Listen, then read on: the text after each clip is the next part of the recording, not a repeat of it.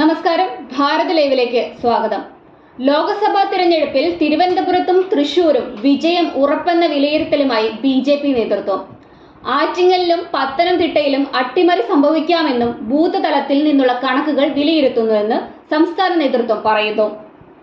ഇക്കുറി കേരളത്തിൽ അക്കൗണ്ട് തുറക്കുമെന്ന് മാത്രമല്ല 20% വോട്ട് വിഹിതം നേടുമെന്നും ബി.ജെ.പി. സംസ്ഥാന നേതൃത്വം കണക്കുകൂട്ടുന്നു. തിരുവനന്തപുരത്ത് ശശി തരൂരിനെ രണ്ടാമനാക്കി കേന്ദ്രമന്ത്രി രാജീവ് ചന്ദ്രശേഖർ വിജയിക്കും.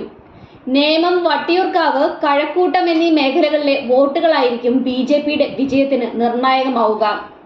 പാറശാലയിൽ 2ാം സ്ഥാനത്തും കോവളത്തും നെയ്യാറ്റിൻകരയിലും 3ാം സ്ഥാനത്തുമാണെങ്കിലും വലിയ മുന്നേറ്റമുണ്ടാകുമെന്നാണ് പാർട്ടി കണക്കാക്കുന്നത്. തൃശൂരിൽ കോൺഗ്രസിനെ രണ്ടാമതാക്കി സുരേഷ് ഗോപി വിജയിക്കും. 4 ലക്ഷത്തോളം വോട്ടുകളാണ് ലഭിക്കുക. ആറ്റിങ്ങലിൽ ഇഞ്ചോടിഞ്ച് പോരാട്ടമാണ് നടന്നത്. 3 ലക്ഷം വോട്ടെങ്കിലും പാർട്ടി പിടിക്കുമെന്നാണ് ബി.ജെ.പി. കണക്കാക്കുന്നത്.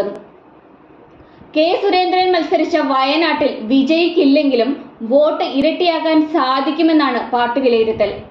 അതേസമയം കേരളത്തിൽ രാഷ്ട്രീയ മാറ്റത്തിന് തുടക്കം കുറിക്കുന്ന തിരഞ്ഞെടുപ്പ് ഫലമാകും ഉണ്ടാവുകയെന്ന് ബി.ജെ.പി. സംസ്ഥാന അധ്യക്ഷൻ കെ സുരേന്ദ്രൻ പറഞ്ഞു. കേരളത്തിൽ ആദ്യമായി പ്രധാനമന്ത്രി മോദിയുടെ വികസന രാഷ്ട്രീയത്തിന് ജനങ്ങൾ വോട്ട് ചെയ്തുവെന്നും സംസ്ഥാന നേതൃത്വയോഗം വിലയിരുത്തി. ഇരുമുന്നണികളുടെയും വർഗീയ വിഭജന രാഷ്ട്രീയം തള്ളി മോദിയുടെ ഗ്യാരണ്ടി ജനങ്ങൾ ഏറ്റെടുത്തു. കേന്ദ്ര സർക്കാരിനും മോദിക്കുമെതിരായ എതിർ രാഷ്ട്രീയ പാർട്ടികളുടെ കുപ്രചരണം ജനങ്ങൾ തള്ളിക്കളഞ്ഞു. എൻ.ഡി.എയുടെ വിജയം തടസ്സപ്പെടുത്താൻ വലിയ ശ്രമമുണ്ടായി. ജയസാധ്യതകളുള്ള ബി.ജെ.പി. സ്ഥാനാർത്ഥികൾക്കെതിരെ നടന്ന വ്യക്തിഹത്യകൾക്ക് പിന്നിൽ കോൺഗ്രസ് നേതാക്കളാണുള്ളത്. ലോക്സഭാ തെരഞ്ഞെടുപ്പ് കാലത്ത് നുണപ്രചരണങ്ങൾ ജനം ഏറ്റെടുത്തില്ല.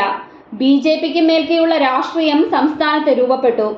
ഫലം വരുന്നതോടെ കോൺഗ്രസിന് അടിതെറ്റിയേക്കാം. CPM സർക്കാരിനെതിരായ ജനവികാരം സംസ്ഥാനത്ത് ശക്തമായിരുന്നുവെന്നും കെ സുരേന്ദ്രൻ പറഞ്ഞു. മുഖ്യമന്ത്രി പിണറായി വിജയൻ എങ്ങോട്ടേക്കാണ് പോയതെന്ന് സീതാറാം യെച്ചൂരിക്കോ MV ഗോവിന്ദനോ അറിയുമോ എന്നും അദ്ദേഹം ചോദിച്ചു. ആരാണ് മുഖ്യമന്ത്രിയെ സ്പോൺസർ ചെയ്യുന്നതെന്ന് ജനങ്ങൾ അറിയണം. വടകര ഉൾപ്പെടെയുള്ള പല മണ്ഡലങ്ങളിലും കോൺഗ്രസും CPM-ഉം വലിയ വർഗീയ പ്രചരണമാണ് നടത്തുന്നത്. എല്ലാ പരിധികളും ലംഘിക്കുന്ന തരത്തിലുള്ള പ്രചരണമാണ് നടത്തുന്നതെന്നും ബി.ജെ.പി. അധ്യക്ഷൻ പറഞ്ഞു. ദക്ഷിണേന്ത്യയിൽ ബി.ജെ.പി. ഏറ്റവും വലുതും എല്ലാ സ്ഥലത്തും പ്രാതിനിധ്യമുള്ളതുമായ രാഷ്ട്രീയ പാർട്ടിയാകുമെന്നാണ് സംസ്ഥാന പ്രഭാരി പ്രകാശ് ജാവ്ദേക്കർ പറഞ്ഞത്. 400 സീറ്റ് നേടി 3ാം തവണയും മോദി സർക്കാർ രാജ്യം ഭരിക്കും. കേരളത്തിൽ എല്ലാ മണ്ഡലങ്ങളിലും ശക്തമായ ത്രികോണ മത്സരമാണ് നടന്നത്. 3ാമത്തെ ശക്തിയായി NDA കേരളത്തിൽ മാറിയെന്നും അദ്ദേഹം പറഞ്ഞു.